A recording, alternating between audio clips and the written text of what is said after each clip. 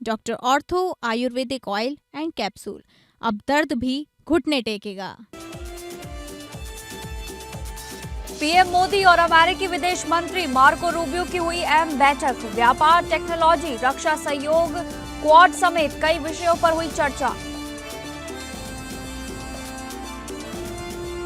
CM योगी ने कहा, 9 साल में डर का क्षेत्र बना विकास का प्रतीक। यूपी आज निवेश के लिए पूरी तरह है तैयार। 10 दिन में तीसरी बार बढ़े ईंधन के दाम। पेट्रोल 87 पैसे और डीजल 91 पैसे हुआ महंगा। चंपावत में जहां ठहरे थे स्वामी विवेकानंद, वो डाक बंगला विवेकानंद आज उपेक्षा का है शिकार। जर्जर दीवारें, फीका पड़ा स्मृति पट, संरक्षण की उठी जोरदार मांग।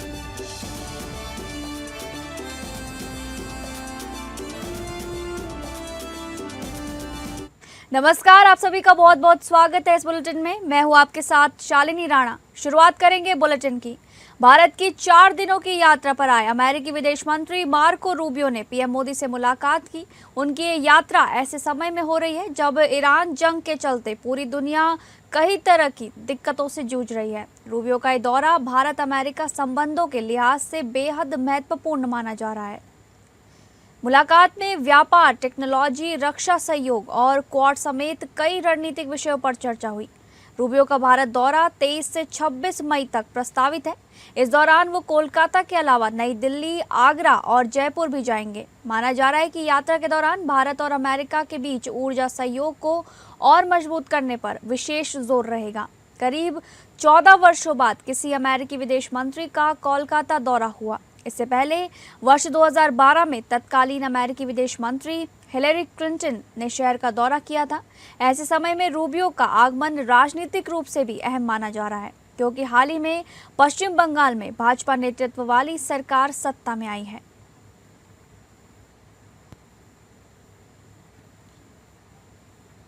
इससे पहले अमेरिकी विदेश मंत्री मार्को रूबियो 14 साल बाद कोलकाता पहुंचे। 4 दिवसीय भारत दौरे के दौरान वो ऊर्जा, व्यापार, तकनीक और रक्षा सहयोग पर चर्चा करेंगे। दौरे में कोलकाता, आगरा, जयपुर और नई दिल्ली शामिल है। कोलकाता में अमेरिकी विदेश मंत्री मार्को रूबियो और उनकी पत्नी जेनेट डी रूबियो निर्मला शिशु भवन मिशनरीज ऑफ चैरिटीज से रवाना हुए। रूबियो के दौरे को लेकर इलाके में सुरक्षा के कड़े इंतजाम देखने को मिले। अमेरिकी विदेश मंत्री रूबियो कोलकाता स्थित mother Teresa house of the missionaries of charity का दौरा किया।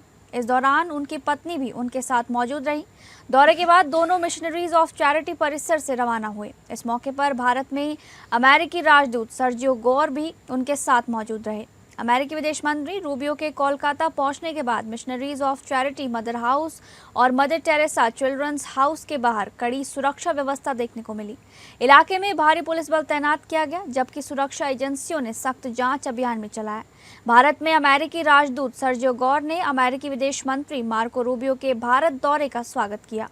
उन्होंने सोशल मीडिया प्लेटफॉर्म एक्स पर पोस्ट करते हुए कहा कि भारत और अमेरिका के बीच साझेदारी को और मजबूत बनाने के लिए कई अहम मुद्दों पर चर्चा की जाएगी।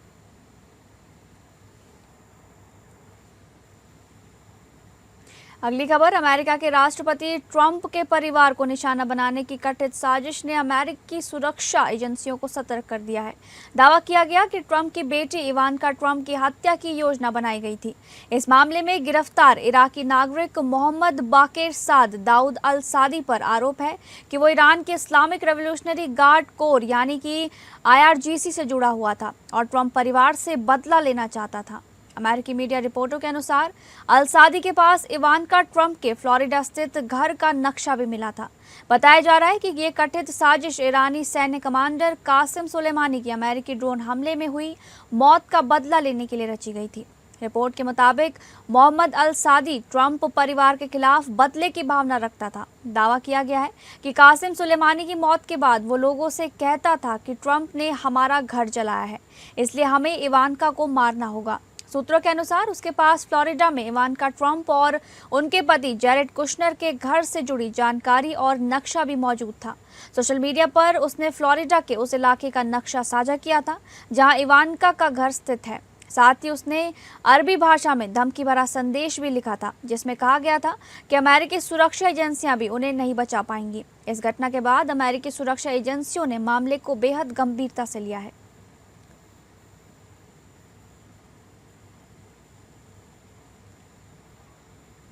अगली खबर का रुख करेंगे। देश में पेट्रोल और डीजल की कीमतों में एक बार फिर बढ़ोतरी कर दी गई है। शनिवार को पेट्रोल 87 पैसे प्रति लीटर और डीजल 91 पैसे प्रति लीटर महंगा हो गया है। पिछले 10 दिनों में ये तीसरी बार है जब ईंधन की कीमतों में इजाफा किया गया है। लगातार बढ़ती कीमतों ने आम लोगों की चिंता बढ़ा दी है। दिल्ली में पेट्रोल और डीजल की कीमतों में फिर बढ़ोतरी हुई है। पेट्रोल के दाम में 87 पैसे प्रति लीटर की बढ़ोतरी के बाद इसकी नई कीमत 99.51 रुपये प्रति लीटर हो गई है। वहीं डीजल 91 पैसे महंगा होकर 92.49 रुपये प्रति लीटर पहुंच गया है। तेल कंपनियों के मुताबिक अंतर्राष्ट्रीय बाजार में कच्चे तेल की कीमतों में लगातार उछाल बना हुआ है। पश्चिम एशिया में बढ़ते भू राजनीतिक तनाव के कारण तेल सप्लाई को लेकर चिंता बढ़ी हुई है। इसका सीधा असर भारत जैसे देशों पर पड़ रहा है, जो बड़ी मात्रा में कच्चा तेल आयात करते हैं। पिछले कुछ दिनों में वैश्विक बाजार में कच्चे तेल के दाम तेजी से बढ़े हैं। इसी वजह से तेल कंपनियों ने खुदरा ईंधन कीमतों में फिर बढ़ोतरी की है। लगातार तीसरी बार कीमतें बढ़ने से परिवहन खर्च और जरूरी सामानों की कीमतों पर भी असर पड़ने की आशंका बढ़ गई है। पेट्रोल और डीजल महंगे होने का सबसे बड़ा असर आम लोगों की जेब पर पड़ता है। निजी वाहन चलाने वालों का खर्च बढ़ेगा। वहीं डीजल महंगा होने से ट्रक, बस और माल ढुलाई का खर्च भी बढ़ सकता है। इसका असर सब्जियों, फल, दूध और रोजमर्रा के सामानों की कीमतों पर भी दिखाई दे सकता है। माना जा रहा है कि अगर आने वाले दिनों में भी कच्चे तेल की कीमतें ऊंची बनी रही तो महंगाई और बढ़ सकती है।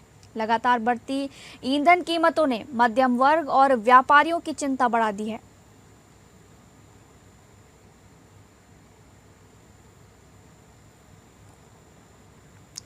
अगली खबर, जम्मू कश्मीर में आतंकी हिजबुल्लाह की तर्ज पर हमले की साजिश रच रहे हैं। 26 अप्रैल को खुफिया एजेंसियों का इनपुट मिला कि साउथ लेबनान का रहने वाले आतंकी शादाब बाजी पाकिस्तान के रास्ते भारत में दाखिल हुआ। उसके साथ 3 पाकिस्तानी आतंकियों ने भी घुसपैठ की है। लेबनानी आतंकी हिजबुल्लाह ड्रोन हमलों में माहिर होते हैं। खुफिया एजेंसी को शक है कि संदिग्ध आतंकी कश्मीर में ड्रोन हमलों की तैयारी कर रहे हैं। आतंकियों की उम्र 23 से 25 साल के बीच आंकी गई है। इनके निशाने पर कश्मीर में मौजूद सैन्य ठिकाने हैं। खुफिया एजेंसियों को 6 टारगेट के नाम भी मिले हैं। पाकिस्तान में गैंगस्टर से आतंकी बना ISI समर्थित शहजाद भट्टी भी जम्मू कश्मीर के युवाओं के संपर्क में है।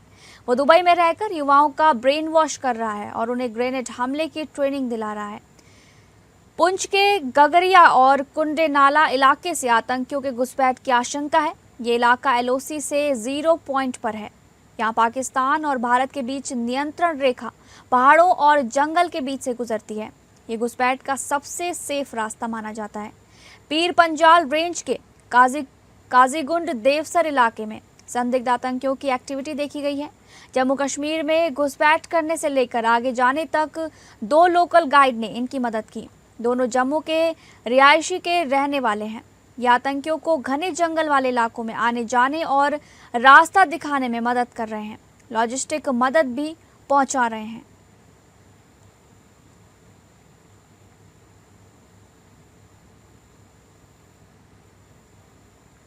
अगली खबर, उत्तराखंड के देहरादून में मुख्यमंत्री पुष्कर सिंह धामी ने नीति एक्सट्रीम अल्ट्रा रन 2026 की उल्टी गिनती के अवसर पर आयोजित कार्यक्रम में उपस्थित सभी लोगों का हार्दिक स्वागत और अभिनंदन किया। उन्होंने कहा, आज सुबह आप सभी बड़े उत्साह, जोश और ऊर्जा के साथ यहाँ एकत्रित हुए हैं। ये देखकर अत्यंत प्रसन्नता हो रही है। ये एकमात्र खेल आयोजन नहीं है, बल्कि ये आत्मविश्वास को जगाने, ऊर्जा का संचार करने, युवाओं के लिए नए अवसर पैदा करने और सामूहिक विश्वास को मजबूत करने का एक अभियान है। मुख्यमंत्री ने आगे कहा कि इस तरह के आयोजन देवभूमि उत्तराखंड को साहसिक खेलों और फिटनेस के वैश्विक मानचित्र पर स्थापित करने में महत्वपूर्ण भूमिका निभाएंगे। उन्होंने सभी प्रतिभागियों को शुभकामनाएं देते हुए कहा कि नीति एक्सट्रीम अल्ट्रा रन धैर्य, दृढ़ संकल्प और अनुशासन का प्रतीक बनेगा। राज्य सरकार खेल और युवाओं को प्रोत्साहित करने के लिए प्रतिबद्ध है और ऐसे आयोजनों को हर संभव सहयोग देगी। भारत माता की जय। भारत माता की जय। पूरे जोश से बोलिए, आपकी आवाज जो है नीति घाटी की हिमालय की चोटियों तक पहुंचनी चाहिए। भारत माता की। नीति एक्सट्रीम अल्ट्रा रन 2026 काउंटडाउन के आज के इस अवसर पर यहाँ पर उपस्थित हमारे पर्यटन विभाग के सचिव श्री धीराज सिंह गर्ग्याल जी, अपर सचिव श्री नरेंद्र भंडारी जी और सभी उपस्थित हमारे आज इस नीति एक्सट्रीम अल्ट्रा रन के अवसर पर उपस्थित सभी हमारे प्रतिभागीगण, सभी मीडिया के मित्र, मैं आप सबका आज इस अवसर पर अपनी ओर से सबका बहुत स्वागत करता हूं, सबका अभिनंदन करता हूं। प्रातःकाल आप इतने बड़े जोश के साथ, उमंग के साथ यहाँ पर प्रातःकाल 6 बजे यहाँ पर एकत्र हुए हैं।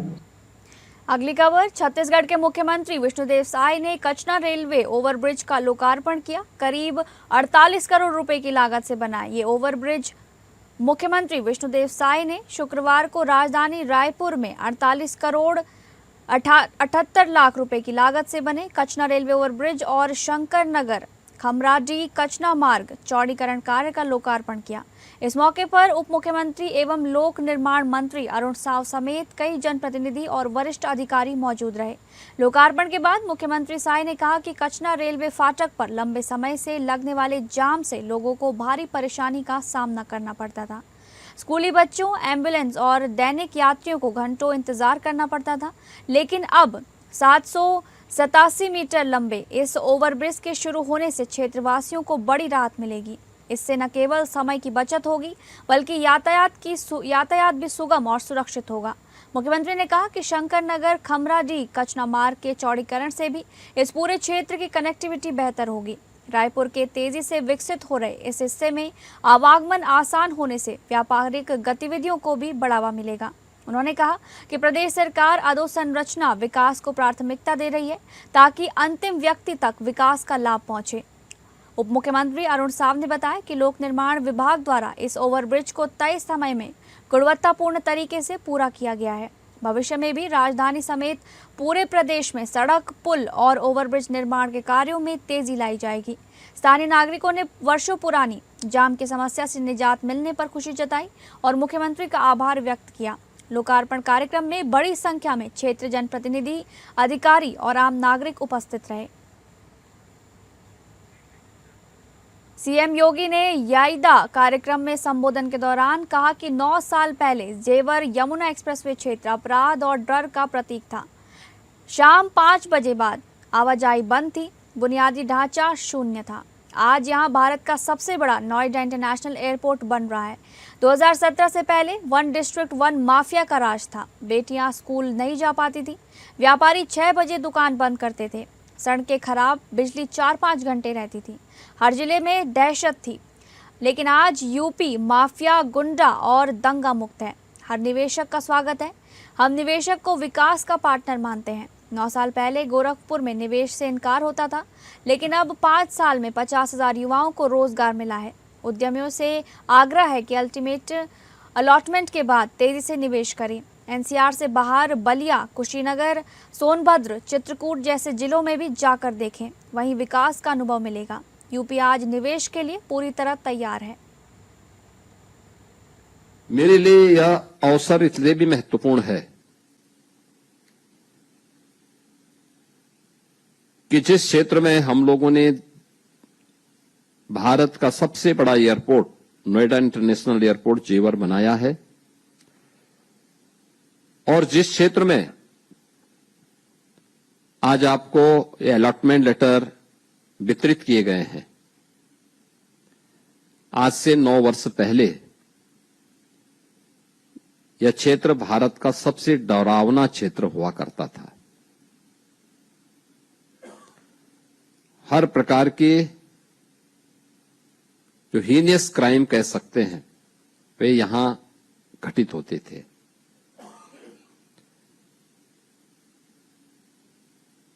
शाम को 5-5:30 बजे के बाद आवागमन बंद हो जाता था।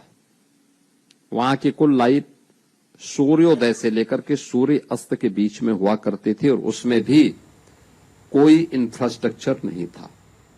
अगली खबर, मुंबई के रेलवे ट्रैक के किनारे अतिक्रमणों को हटाने के लिए पश्चिमी रेलवे द्वारा चलाए जा रहे बेदखली अभियान के चौथे दिन शुक्रवार को बांद्रा स्टेशन के पास गरीब नगर में सभी अनाधिकृत निर्माण को ध्वस्त कर दिया गया। मुख्य जनसंपर्क अधिकारी विनीत अभिषेक ने कहा कि 19 मई से अब तक लगभग 500 अवैध झुग्गियों को हटाया जा चुका है, जबकि सुप्रीम कोर्ट ने इससे पहले इस बेदखली अभियान को चुनौती देने वाली विशेष अनुमति याचिका को खारिज कर दिया है। उन्होंने बताया कि बॉम्बे हाईकोर्ट ने अधिकारियों को 100 ढांचों को पूरी तरह से न गिराने का निर्देश दिया था, इसलिए इन झुग्गियों के भूतल को बरकरार रखा गया है, जबकि ऊपरी मंजिलों को गिराया जा रहा है। अधिकारी ने बताया कि लगभग 50% काम पूरा हो चुका है और ऊपरी मंजिलों को गिराने का शेष काम शनिवार दोपहर तक पूरा होने की उम्मीद है। पश्चिमी रेलवे के अनुसार ध्वस्त इमारतों का मलबा साथ साथ हटाया जा रहा है और निर्धारित निपटान स्थलों पर ले जाया जा रहा है। अभिषेक ने बताया कि स्थल पर बाड़ लगाने और बैरिकेडिंग का काम भी शुरू हो गया है।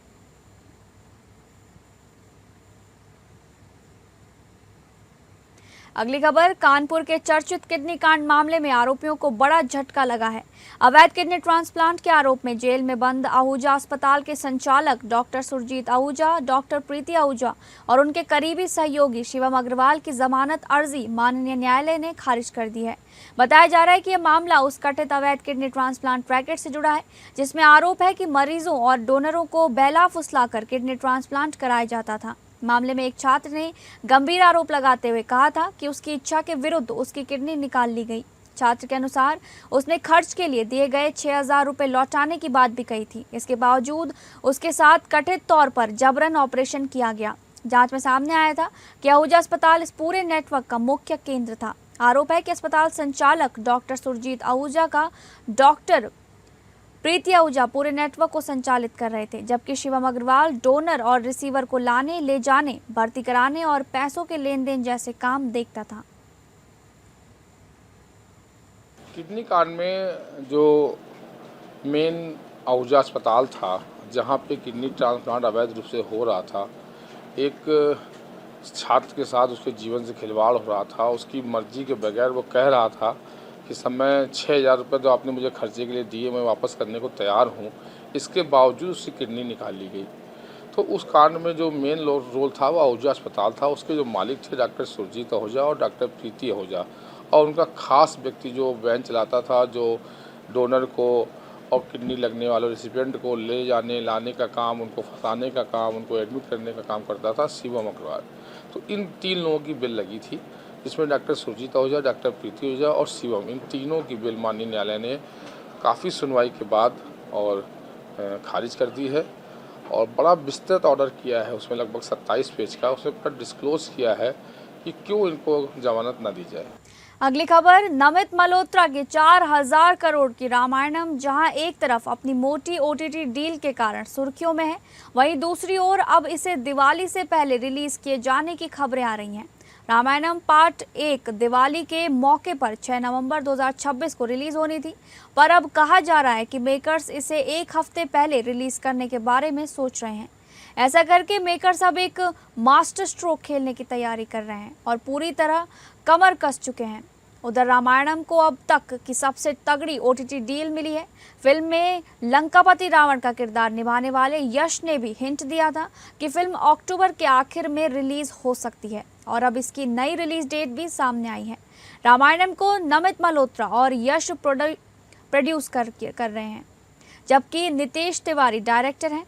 फिल्म की कास्ट काफ़ी तगड़ी है और मेकर्स रामायणम को ग्लोबल लेवल पर ब्लॉकबस्टर बनाने में कोई कसर बाकी नहीं छोड़ना चाहते।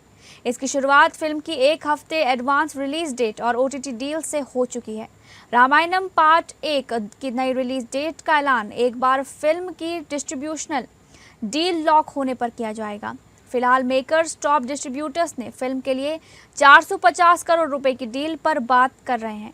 वो इस पर भी विचार कर रहे हैं कि रामायणम को किस OTT प्लेटफॉर्म को बेचा जाए।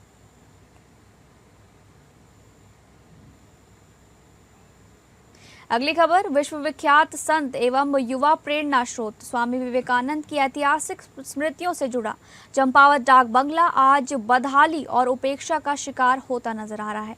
जिस ऐतिहासिक स्थल पर वर्ष 1901 में स्वामी विवेकानंद ने रात्रि विश्राम किया था। आज उसी धरोहर को संरक्षण और पहचान दिलाने की मांग तेज हो गई है। इस संबंध में जिलाधिकारी चंपावत को ज्ञापन सौंपते हुए डाक बंगले को आध्यात्मिक ध्यान केंद्र, योग स्थल एवं विवेकानंद जी पथ के रूप में विकसित किए जाने की मांग उठाई गई है। ज्ञापन में बताया गया कि स्वामी विवेकानंद जी मायावती अद्वैत आश्रम भ्रमण के दौरान चंपावत पहुंचे थे और वापसी में नागनाथ वार्ड स्थित जिला पंचायत के डाक बंगले में रुके थे। इस गौरवशाली इतिहास की याद में परिसर में एक स्मृति पट भी लगाया गया है, लेकिन विडंबना यह है कि आज वो भी रंग रोगन और उचित रखरखाव के अभाव में लटका नजर आ रहा है, जिससे ऐतिहासिक महत्व का ये स्थल उपेक्षा की कहानी बयां कर रहा है। इतना ही नहीं, सुरक्षा और देखरेख के अभाव में डाक बंगले की कुछ दीवारें भी क्षतिग्रस्त हो चुकी हैं, जिससे इस धरोहर के अस्तित्व पर सवाल खड़े होने लगे हैं। स्थानीय लोगों का कहना है कि यदि समय रहते संरक्षण नहीं किया गया तो आने वाली पीढ़ियां स्वामी विवेकानंद से जुड़ी इस ऐतिहासिक विरासत को केवल तस्वीरों में ही देख पाएंगी। ज्ञापन देने वाले दीपक पांडे ने प्रशासन से मांग की है कि इस ऐतिहासिक डाक बंगले को आध्यात्मिक एवं योग केंद्र के रूप में विकसित किया जाए। यदि इस ऐतिहासिक स्थल का सौंदर्यीकरण, सुरक्षा व्यवस्था और संरक्षण कार्य समय रहते शुरू किया जाता है तो चंपावत को आध्यात्मिक पर्यटन के राष्ट्रीय मानचित्र पर नई पहचान मिल सकती है। साथ ही स्वामी विवेकानंद का निवास स्थल चौकोली, बिसराड़ी पहाड़ी, देवालंद शिव मंदिर, हथिया नाला और मायावती आश्रम को जोड़कर एक मजबूत पर्यटन सर्किट भी विकसित हो सकता है। अब बड़ा सवाल यह है कि क्या प्रशासन स्वामी विवेकानंद की ऐतिहासिक धरोहर को बचाने के लिए ठोस कदम उठाएगा या फिर ये विरासत यूं ही बदहाली की भेंट चढ़ती रहेगी। आप लोगों को आज एक चंपावत जिले के ऐतिहासिक धरोहर के पास लेके आया हुआ हूं। आप लोगों को दिखाना चाहूँगा, ये चंपावत जिले का एक बहुत ही पुराना और ज़्यादा पुराना भी नहीं है, 1901 का ही इसको कह सकते हैं हम। और 18 जनवरी 1901 को इस डाक बंगले में स्वामी विवेकानंद जी ने अपना रात्रि विश्राम किया हुआ था, क्योंकि बताया जाता है कि यहाँ से जब वह मायावती अद्वैत आश्रम गए हुए थे तो यहाँ से पैदल ढकना बटोला होते हुए, चंडालकोट होते हुए और एकहत्या नौला होते हुए वह मायावती गए हुए थे। और मायावती से वापस लौटते समय जब वह वापस जा रहे थे तो उन्होंने यहाँ पे अपना रात्रि विश्राम किया हुआ था। और यहाँ से चंपावत जिले का बहुत ही भव्य और सुरम्य जगह भी यहाँ से दिखती है। और आप लोगों को बताना चाहूँगा कि यह योग और आस्था का बहुत बड़ा केंद्र बन सकता है। यह जिला पंचायत का आपको कह सकते हैं कि यह जिला पंचायत का डाक बंगला है। और यहाँ पे अभी न पट लगे हुए हैं, न कहीं पे लिखाई की गई है। एक पट मैंने देखा था वहाँ लास्ट में कहीं लगा हुआ है और स्वामी विवेकानंद जी ने इसमें निवास किया हुआ था। और थोड़ा जानकारी के अभाव में भी और थोड़ा सूचना के अभाव में इसको रखा गया है। और थोड़ा जिला प्रशासन से लोगों का कहना भी है कि इसको पर्यटन की दृष्टि से और रोजगार की दृष्टि से देखते हुए इस पे कार्रवाई करने की कृपा करें। और ज़्यादा ना कहते हुए कैमरामैन के साथ APN न्यूज कमल भंडारी, चंपावत। फिलहाल इस बुलेटिन में बस इतना ही। नमस्कार।